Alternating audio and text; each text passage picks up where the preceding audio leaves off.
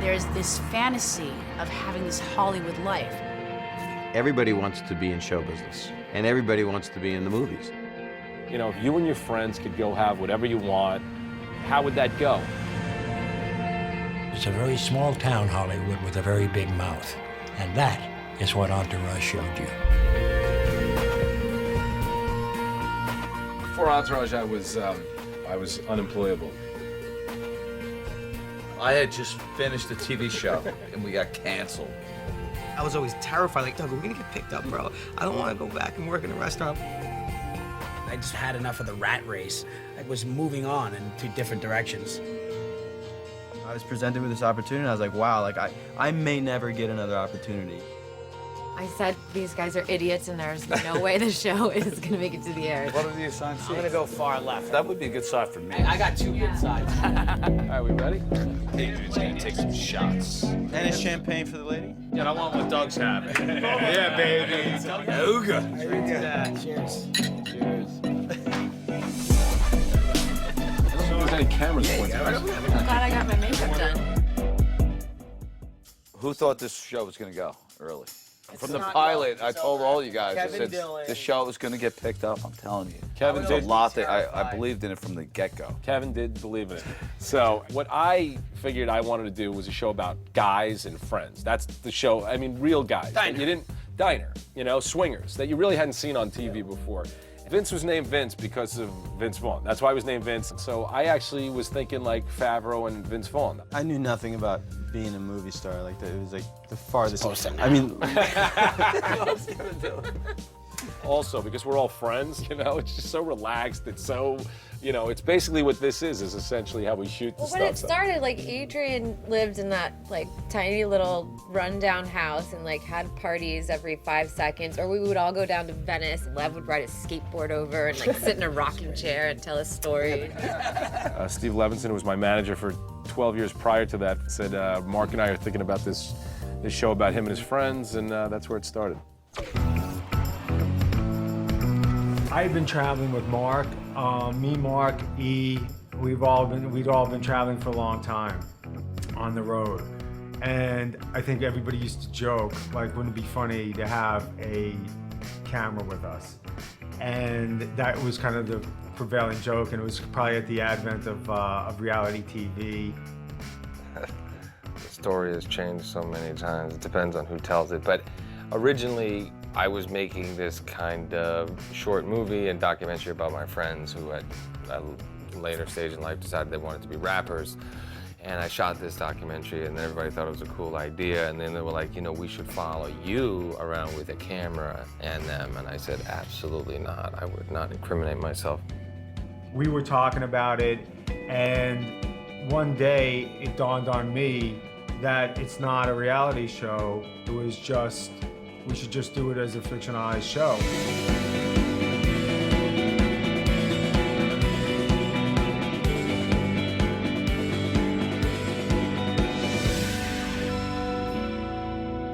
You know, Mark was obviously the initial inspiration for it. What I did was I looked at Mark's group of friends and I looked at my group of friends, and it's been a mix and match of everything.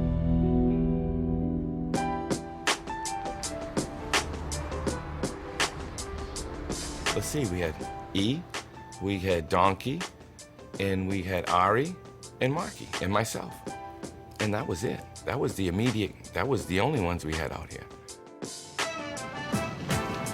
The original E was because they used to call me the E Factor. You know, everyone would love to have an E. Imagine having your own E with you every day, you know? Yeah, I never really considered myself part of the entourage. And even today, I feel like, you know what, yeah, we are the real entourage, but I still feel like, you know, this is our business, you know? A lot of people get different visions of what it, you know, really was. Was there some heydays? Absolutely, you know what I mean? You know, they call it the entourage, but it's, you know, 5 boys that, you know, loved each other very much, and they got along extremely well.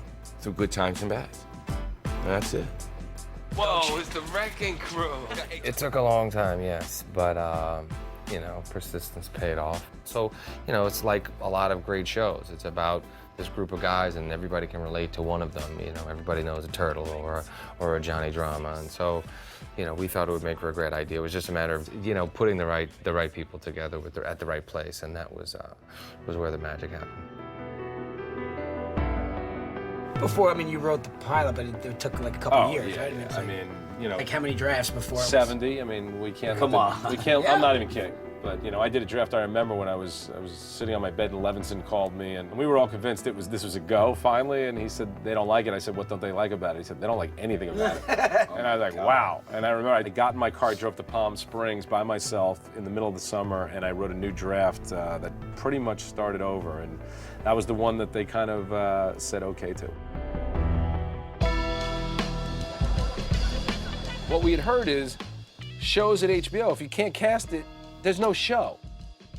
I was obsessed with having 4 guys from New York. That was my thing. But it was like a 6 to 8 month casting process. And the second Kevin walked in, I knew I had 10 years with this character. I really did. And he Also, too, the funny thing about Kevin at the audition, I'm like, he's the only one that's here reading for drama. I wonder if he knows that. I had no idea. Hello. Hey, there he is. Thanks for having me. Hey, how you doing? Come on in. Good. You look familiar. You auditioned for me a couple of years ago. Oh, yeah. How did that go? I looked knew around it, the and I'm room. I looking at thought him, there I'm must have been about 4 or 5 Johnny Dramas like, in that room. there's at that not stage. another guy here reading for this character. I don't know about any of that. But what I do know is she was in the middle of 40 deuce with her hand down Vince Vaughn's pants. She had hands down his pants. Both of them. Vince Vaughn? I mean, the guy looked like he'd been working out with a personal trainer. Probably a nutritionist, too. What? You indicating motherfucker! We had him! And how is this funny? Anyway, look at me, I'm shaking here. I feel like I'm gonna throw up. The script said a Jack Russell Terrier, okay? I had to kiss Kevin Connolly's ass a bunch of times to try to get him in. I'd never met him, but every day our casting director, Sheila, was like, he's no longer acting. I'm like, what does that mean? He's no longer acting. Quit acting at 25 years old. 4:30. So Mike Young called Kevin, I called Kevin, and then I think Wahlberg threatened Kevin. Like, Right, I got called. It was like getting called to a sit-down by John Gotti. He was like, yo, you have to go meet Mark at the Beverly Hills Hotel. I was like, okay. No, no. I didn't threaten him, but we actually met right here in the hotel, and I just told him he was foolish to pass up the opportunity. And Mark was smart, too, because while you felt like you were being called into a sit-down, he said all the right things at the table. He was like, would it kill you to sit down with Doug? I was like, no, all right, well, you put it that way. I mean, these guys were all out of New York a lot longer than Jerry. Jerry was the absolute authentic kid from Brooklyn, like real deal, raw, but he was a kid. Hey, Vince would be a star no matter what, all right? It was predestined. Kid's a triple threat. He's got the looks, he's got the talent, he's got the head. The bigger the head, the bigger the star. You're such an idiot. Bruce Willis, big head. Russell Crowe, big head. Vincent Chase, big head. They loved him because he was authentic. Or did you guys make him grow his facial hair? I didn't shave for 2 months and I still barely have it. They wanted me to put something in about the age difference, which actually I think I was so tired I just forgot, and it never got in. For all the things that people confront us about, not one person has ever mentioned the fact that we couldn't all be friends, that there's any kind of age gap. Never one time has anybody even... Unbelievable. They had so many other things to talk about. Right. I knew Connolly was the guy. I knew Dylan was the guy. Jerry, I just didn't know what they were going to say because he was 14 years old. But we got in the elevator with me, Mark, Lev, and he goes, wow, we don't have a Vince, do we? And it's just like panic. My problem was HBO did not believe that we could cast a movie star. They were like, if there's a 25-year-old movie star out there, he's already a movie star. Why isn't he? So they would keep telling me to minimize the Vince role. Less and less Vince. Wasn't at one point he going to be not on camera You only saw his shoes. I mean, we talked about that. But all of a sudden, these guys, Sarah and Lev, are telling me, oh, Adrian, he's the movie star. And I'm like, the guy, like the intern in the corner over there? Like, I'd never looked at the guy.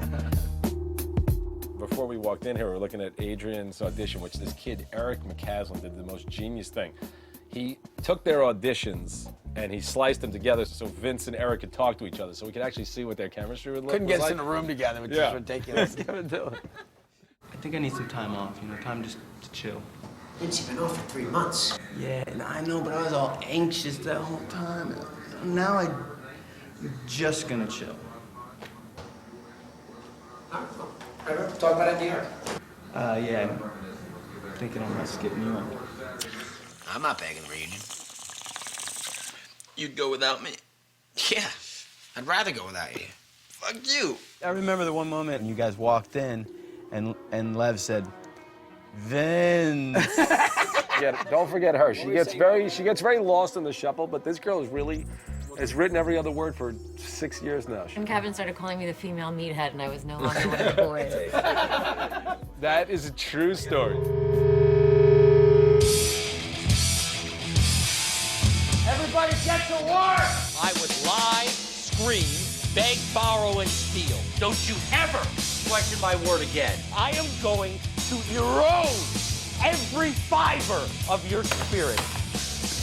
Keep it right out here, it won't be long. Season 1, episode 7 was where Ari kind of bloomed.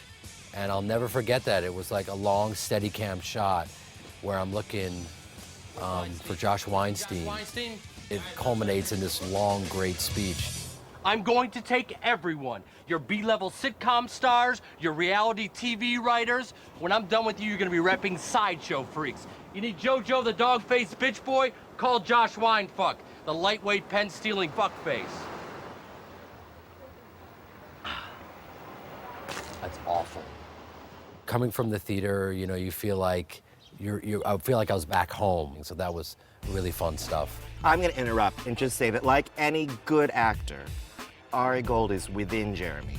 But Jeremy is not Ari Gold, and Ari Gold is not Jeremy. The real Ari, who I had never met, it's actually, oh God, what a terrifying meeting. Ari goes, here's what it is. It's Mark Wahlberg's life with his friends. This guy's gonna write it. If it sucks, we're gonna fire him and someone else is gonna rewrite it. And I'm like, this guy Ari is a character. I knew it was loosely based on a certain guy, and he has such specific energy.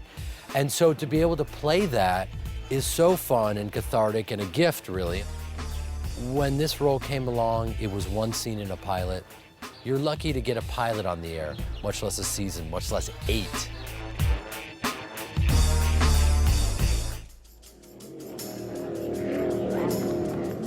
Every year when we would start, up until maybe the last 2 years, we knew we were always taking a trip somewhere. Yeah. Like season 2 was Sundance, and 3 was Vegas, then 4 was Cannes. Like there was always a big shooting trip. Season 5 we were in Mexico. There was always a big trip, and we usually lead off with that. Yeah. We're having a good time here. Even Turtle's getting laid. Yeah, a lot. I think that to show how, you know, extremely excessive the behavior is, the perks, the guys, the chicks, how the chicks fawn over them. Enjoy. First the commission now. This is like Christmas. Hi, Turtle. How you doing? It became like this great male fantasy. For people that ever would have accused us or the show of being sort of misogynistic, whatever, it's like, well, although she's probably worse than all of us. That's what I'm saying. One of your own has been writing these jokes. Fuck bitch. How do you read There is just a fascination with Hollywood and glamour and the spotlight. You know, it's part of the scenery of Hollywood, I guess. You don't like it? I totally respect that, but other people love it.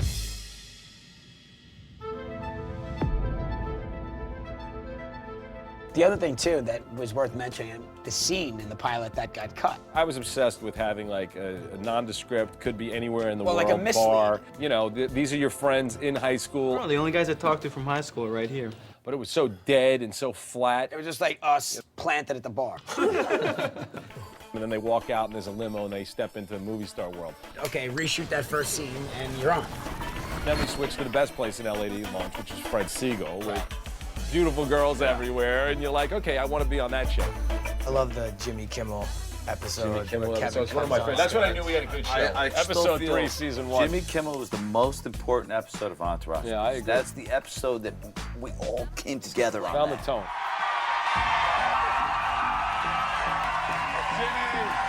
Johnny Drama, everybody! I remember watching that, and when Dylan just goes, great night.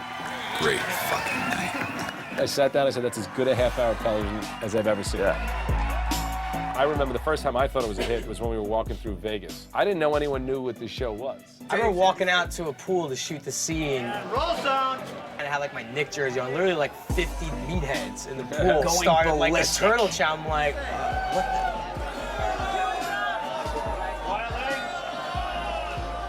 They had to like whisk him in like as the camera was rolling because he just couldn't stand there. I thought they were paid though. I thought like They were. I thought they were paid to do that. They were. I'm so not interested in this. Can we please go out there and win some money? What do you got? Come on, show me a little love,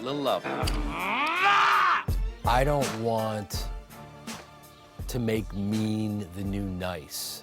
I'll literally, read the scene for the day and just be like, oh my God. Run to that next sand trap. Run to the... I'm gonna be so brutal to Rex again, and I would check with him in the morning. I'd be like, all right, I'm gonna say, are you okay with that? And he's like, I don't care.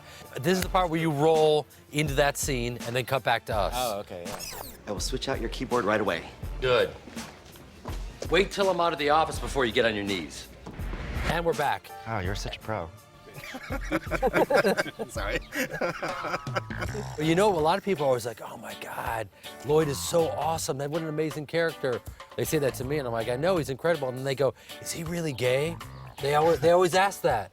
I'm like, that's not information that I know about, but this may be the moment where we have a tell-all. That's a lie.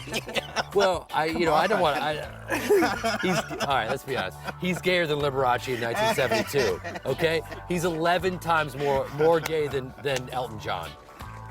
You have two people that you wouldn't think of being in the same room together that are suddenly tied to each other. Get off, and it just, it's just so fun and juicy, and then we just kind of are off to the races. Lloyd! People will be yelling Lloyd at me for the rest of my life, and that's fine. I got very accustomed to answering to Lloyd. So Wait, hold on, this is awkward. Your name's not Lloyd? Exactly.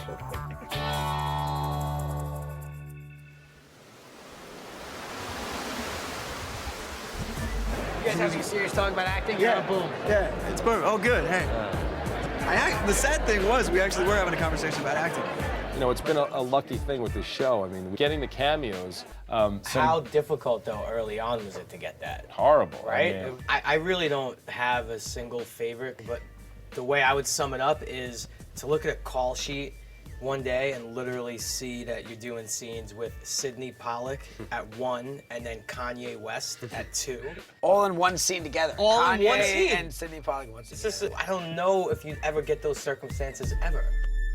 Vince, this is Matt Damon. Yo, Curtis, what's up? See you out here in your daddy's car. Vince, what up, man? What's the deal? I'm Jamie. I know. Hey, LeBron. Phil, hey, Nicholson. What up, dude? What up, Seth? This is Sasha. It's been a week. I understand your check has not come. And here we are meeting. Nice to meet you. Wow, this is like a mutual admiration society. I never even thought you were a fucking good actor. Promise you won't call me weird. 50 years old, I'm still an animal. Anybody else want a pound of stone? Yo, watch out, man. What's up?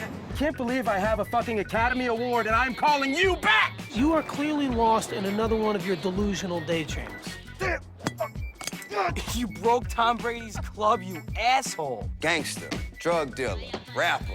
I may as well be playing my fucking self. All right, it's 9:15. You asked me to do an hour. Hope these two are not going to be a fucking problem. Wow me like you wow your wife. You got it. Send me the check! Money in the bank, baby. Mark came in, he's like, I'll get Tom Brady to do it. Gatsby and the Funky Bomb. Hey, what's up, Mark? What's up, boys? You guys know Tom? We called my buddy Paul, and I was like, Paul, if Giants are playing Tom Brady in the Super Bowl, what would you say to Tom Brady? I didn't tell him he sucks fucking balls, is what I would do. I'm gonna tell him he sucks balls twice. Once from me, and once from you. Turtle, don't you dare. Love you, babe, bye. He walks onto a par 3, 240 yards. He does not take a practice swing. He pulls the club out of the bag and puts it 5 feet from the hole. It's awesome. Stop staring at the guy like you want to fuck him, Turtle. What? He's actually kind of does it. He's kind of awesome. Yeah, it's kind of like we're all jealous of him. Yeah. I don't know an athlete who doesn't watch the show. Every one of my friends, every one of my teammates watch the show. And that's why we love Entourage, because every athlete wishes he could kind of be that actor living the life in Hollywood. You know, I've done it. I've played 9 years in the big leagues, but I've never been on Entourage. This will be the coolest thing I've ever done.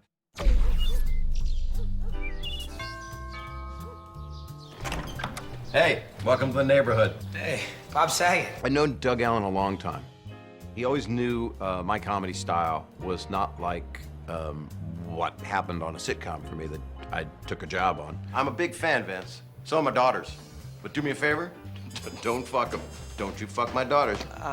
Doug called and said, I'd like you to do this. I'd like you to do this episode. And he goes, be the Saget, the ballsy, you know, your balls should be bigger than anybody else. So I had them injected. I want to have sex in Murray's office. What? Yeah. Look, I get it, Bob. I'm sorry if we wasted No, any I'm effort. serious. I'm not weird. I'm pragmatic. Doug sent me the pages, and pages are young boys that work for a network. He sent me like 5 of them. I went through them quick. They called them cameos, but for me, it was, you know, it took a month to get ready for that 6 minutes.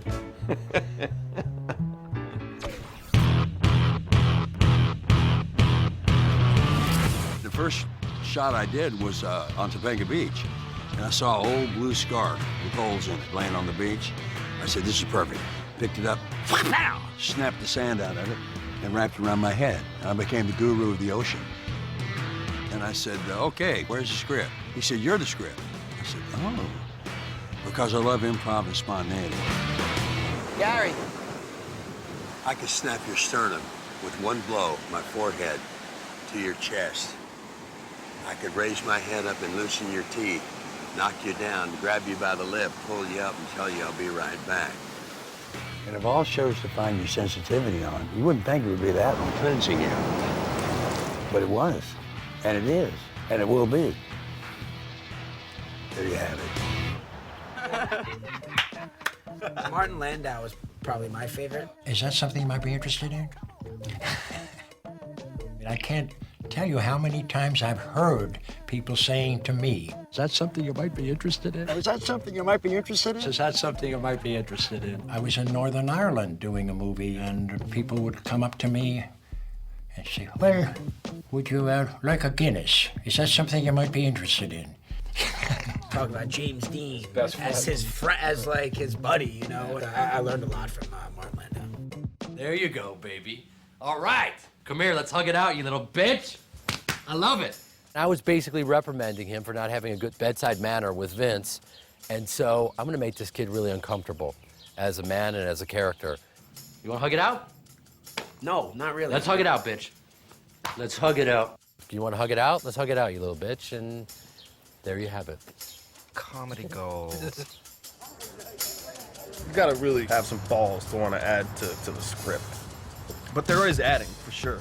I remember the first line I added was on the first episode I was in. I get up from the table. We're having a coffee meeting at the hotel, and I get up and I say, toodaloo. Don't let the suit influence you. Hey, man, I'm not a suit. Yeah, man, you are. You just don't know it yet. Toodaloo. I think they really wanted a female who could sort of be the strong force and be the mother. She puts them in check to let them know, like, get over yourself and let's, like, get real here. You know what? I actually think we have some of the strongest female characters on television. Where do you think you're going? They just flew in a liver. I got to do the transplant. Where do you think I'm going? Hey, little agent boy, you better be back here for the cake. Okay.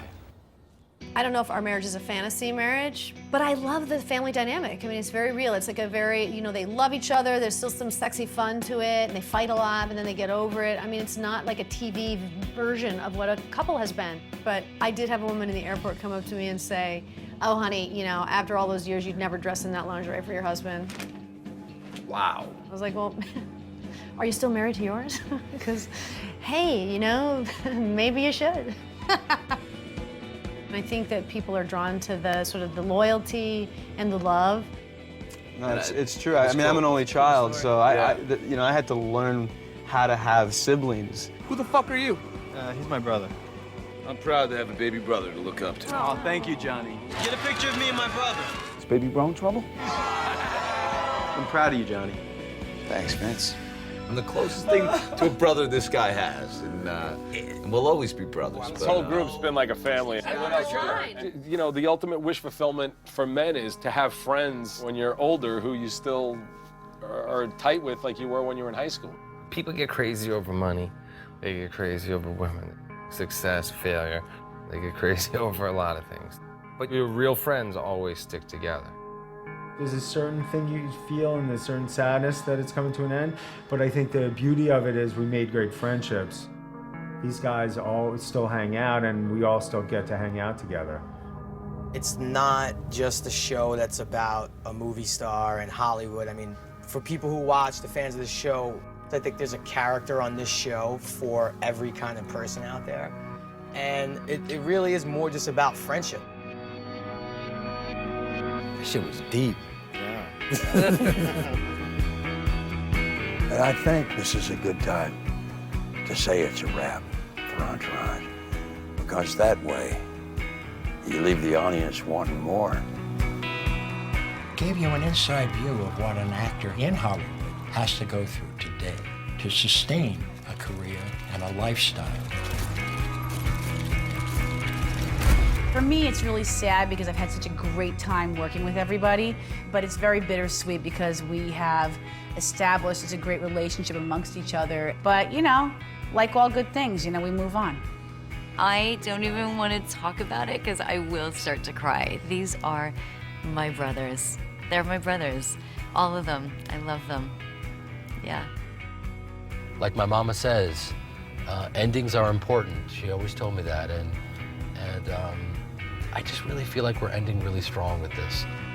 All right, guys and girls, ladies. It really is like the show. This is, I think we've got lifelong friends, and this is going to be a very sad ending, but it's been a great ride and a great run, and I'm glad I got to know all of you and work with all of you. So, Ooga. Cheers. Cheers. Salute. Thank you. Thank you very much, kid. My pleasure.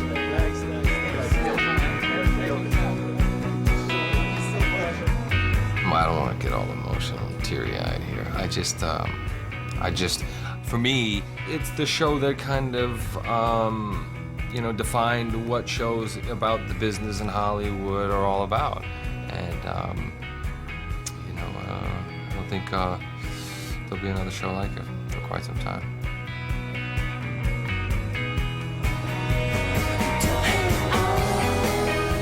What's gonna happen is someone's gonna call my manager, and they're gonna say, we have tape on Bob from this interview that will never, ever make the air, but if he doesn't give us, $3 million, we will air it on the web, and we will ruin him.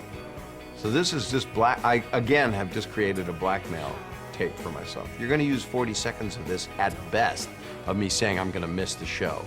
I wish all the guys well. And you're gonna cut out all the stuff where I put a pipe bomb up my rectum and tried to fly like the Wright brothers, tried to create my own way to move us forward in transportation.